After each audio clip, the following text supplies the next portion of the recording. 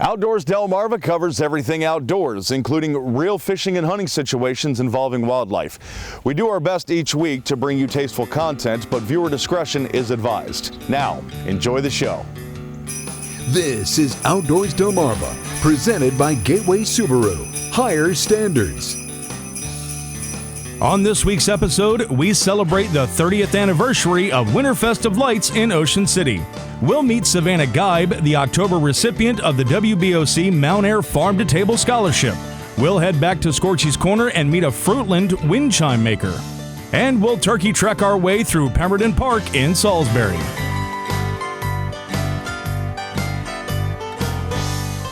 Welcome to Outdoors Delmarva, the show dedicated to a commitment of conservation and to the community that makes Delmarva's outdoors such a hidden gem here in the Mid-Atlantic.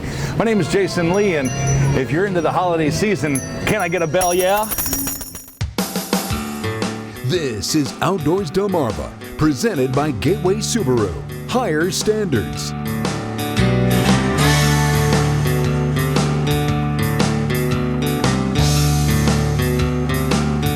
And now, here's Jason Lee.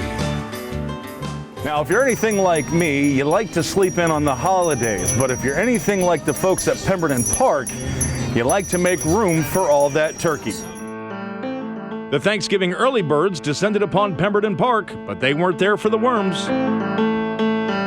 This is the 14th annual Turkey Trek 5K. Normally get in the 300s. Okay. I think there was a year that we have hit 400.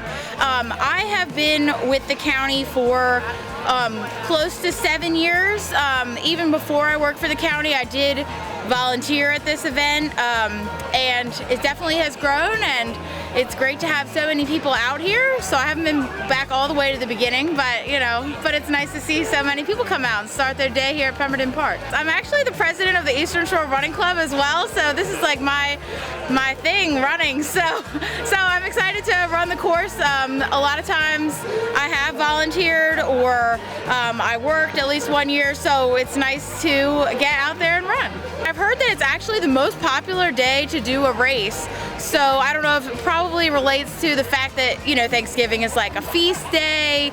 I don't think anybody has to earn their food, but now it's just like a fun tradition, and clearly people enjoy coming out on the holidays, so it's fun. So this appears to be the best outfit to wear in a Turkey Trek 5K. Absolutely, it's a onesie. You get up, you put it on, and you're ready to go. And there's enough room for turkey in it.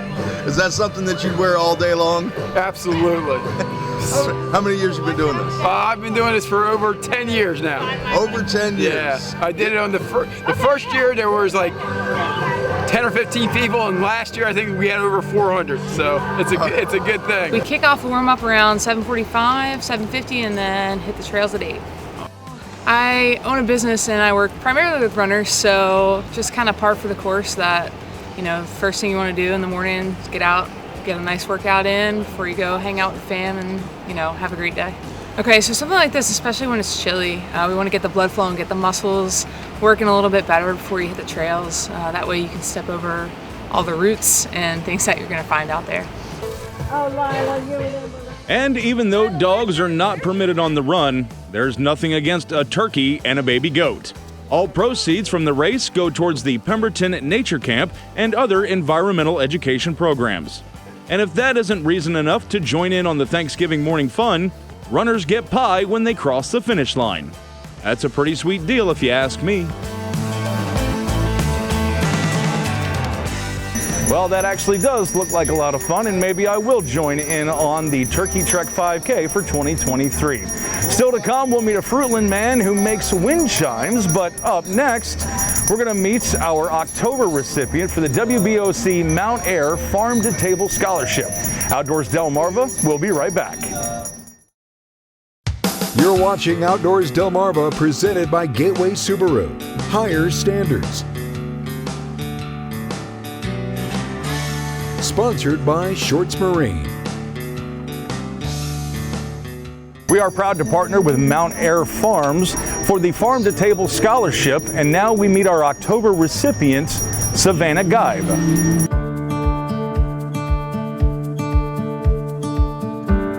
I started started cooking with my mom actually at first because you know, she was busy all the time, so then I kind of had to learn how to cook for myself, and that's really what started it, was me learning from myself to, you know, just be able to take care of myself, and then I kind of fell in love with it, and I cook whenever I can now.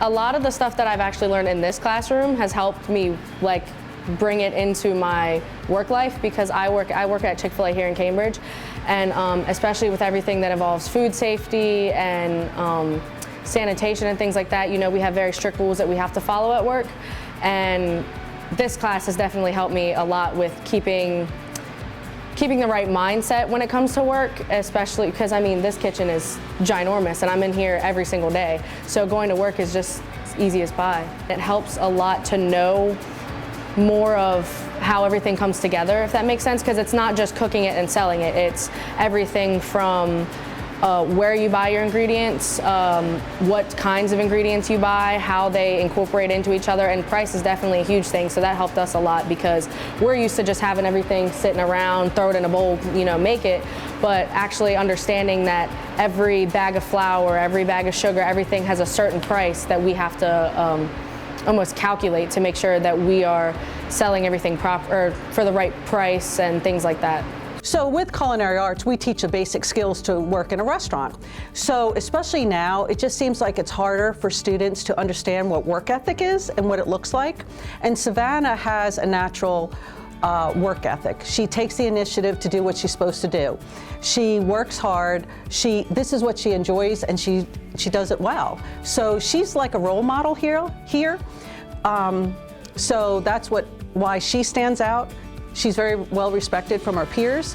Her peers will ask her questions. She has a lot of experience outside of culinary arts classroom because she also works in the field. She also works in other types of environments. So all those experiences she brings back to the classroom, which helps other students. She's passionate about everything she does, and that's the biggest thing. If you have the passion, they always say, make your passion your profession. Now, I don't know if this is her profession, but whatever she decides to do, she's going to be successful. So when Savana came in, she was still a very pleasant child, but like most ninth graders, they were kind of a little nervous about what high school was going to have to bring. She was involved in the band then, but it was in a different direction that it was currently now. So I've just seen her kind of blossom and grow from this kind of more reserved, and I'm still going to excel, but to this more I'm outgoing and I'm going to take advantage of everything that I can and get what I can get from my high school experience. Savana has challenged herself with taking honors courses and AP courses, and now taking dual enrollment. She takes classes through Chesapeake College. So she's just an excellent student, and she strives for her best all the time. I think Savana has prepared herself, and her family has prepared her to be a wonderful, well-rounded individual who will soar to heights. The sky's the limit for Savana. She literally could probably go to any college that she's choosing to, go to and do very well because she has such high esteem for herself, and she kind of knows where she wants to go. She has a drive and passion. Culinary arts is just one of her passions. She also wants to aspire to go into veterinary. So kind of bringing that field of, I know where animals are and how to treat them, and then I know about the need of agriculture and the need for food. She just wants to bring that all together so that she can give back to her community.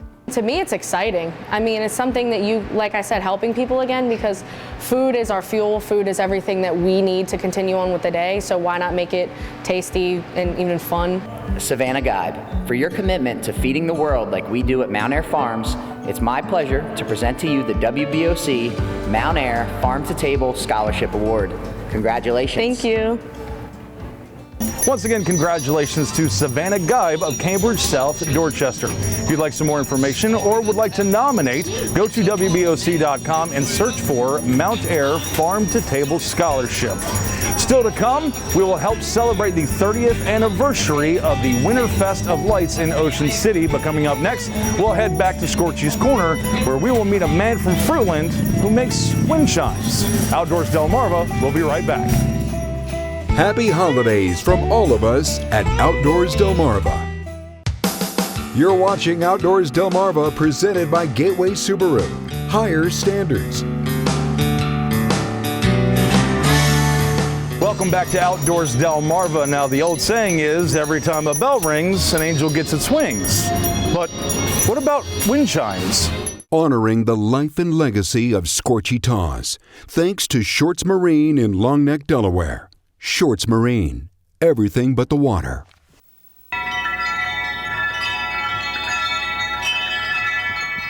Morris Stump Holloway of Fruitland makes wind chimes.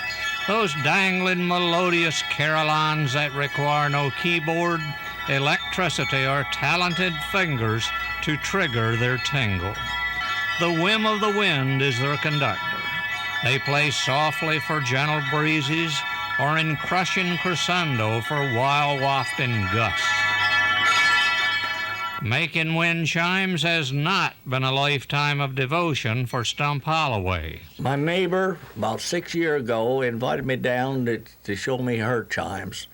And I got interested in it, and I got my material, and I came home, and I made a half a dozen. And what happened after that made short work of Stump's wind chime apprenticeship. Union Church was having a bazaar, and I made 6. Wife said, "You've made too many of them things, it'll never sell."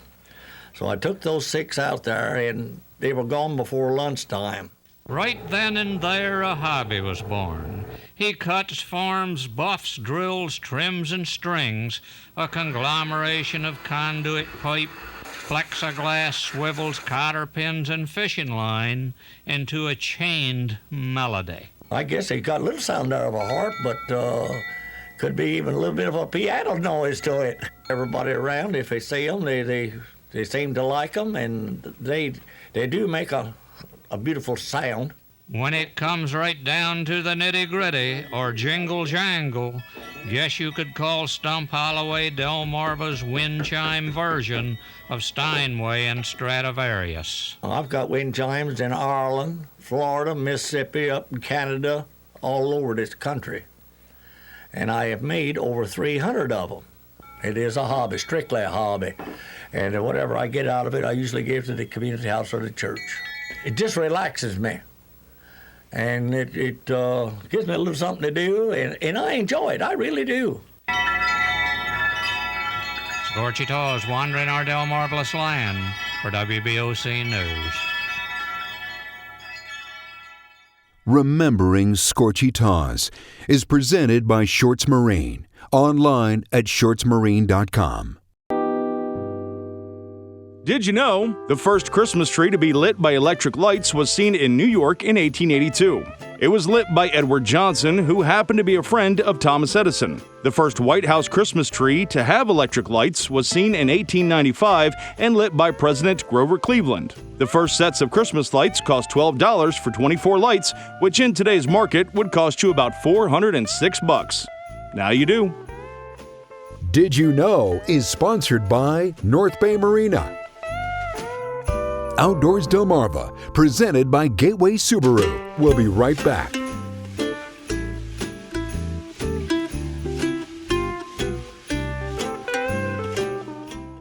You're watching Outdoors Delmarva, presented by Gateway Subaru. Higher standards. Sponsored by Shorts Marine. Welcome back to Outdoors Delmarva, and I love celebrating holiday traditions, and there are none better than the Winterfest of Lights in Ocean City. So Winterfest is open Wednesdays through Sundays from 5:30 p.m. to 9:30 p.m. We do have some new displays this year. We did bring back some displays that people haven't seen since 2019. We also have a new display at the far west end, which is a tunnel of lights that sort of dances around you as you go through it. So it's a great experience element. Can't miss Santa Claus. Santa Claus is in our community room of the Recreation and Parks Complex. So make sure you make all the stops. The OC boosters are in the ball field concessions building, doing their normal hot chocolate and pastry sales. So you can grab that as you enter the park and begin your walk. And make your way around enjoying a sip of hot chocolate or coffee. Well, Winterfest actually is celebrating its 30th anniversary this year for 2022. It started out as a small group of displays on the inlet parking lot, and as the interest grew and as the popularity grew of that event, it got moved up to Northside Park.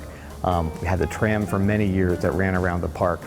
When COVID hit, we moved to a walking path, and we found that our guests really enjoyed taking the time to stroll the park at their leisure and take in the large displays and get photographs as they needed to. So we're at that point right now where we're still doing the walking path at Northside Park for Winterfest of Lights. When we ran the trams, it was about a 12-minute ride. Now that we're down to a walking path, you can spend as long as you want in the park, enjoying it, and even go around again if you want to. There's multiple paths you can take. We usually get about 100,000 people, real numbers, through Winterfest of Lights up at Northside Park. That includes our kids and our families. We're very family-oriented, and it really is just a great holiday experience for a lot of people who come back year after year and make it a family tradition.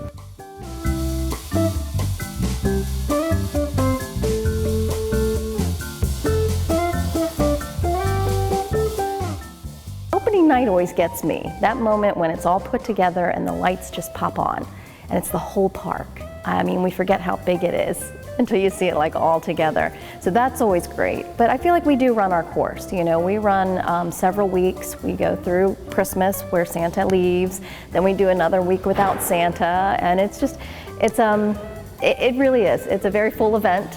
When New Year's comes, it's time to put it away for next year. People believe it just shows up one day.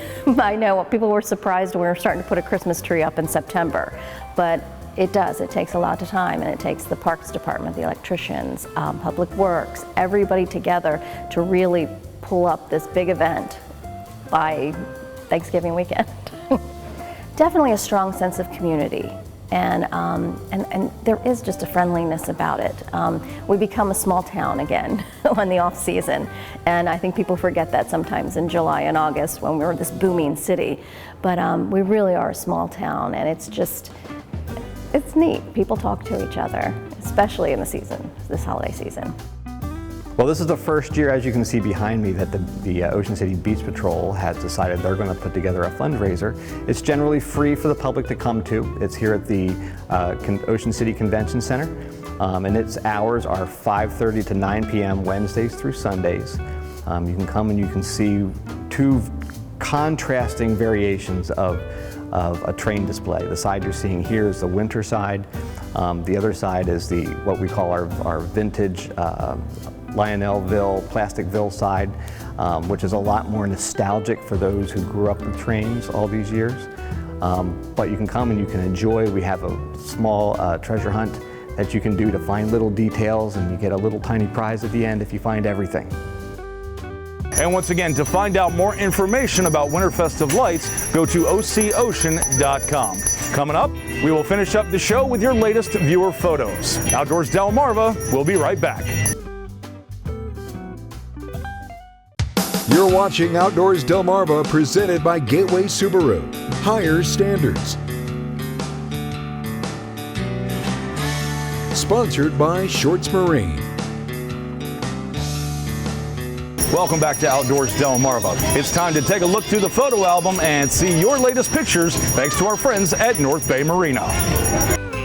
8-year-old Allie Russell of Laurel harvested her first deer in Caroline County. Matthew Taylor of Greenwood harvested this beautiful 7-pointer in his hometown. 11-year-old Mason Carey, also of Greenwood, got his first buck. 8-year-old Matthew Lewis of Pittsville harvested this buck in the Salisbury area. Ryan Benson of Georgetown harvested this 8-pointer in the seat of Sussex County. And 15-year-old Paige Windsor harvested this 9-pointer on her family's farm in Whaleyville. Outdoors Delmarva viewer pictures are sponsored by North Bay Marina. Well, that's our show for this week. Remember to keep sending in those pictures by emailing outdoors@wboc.com. You can like and follow us on Facebook, Instagram, Twitter, and TikTok, and we certainly hope to see you right back here next week. But until then, I hope to see you outdoors, Delmarva.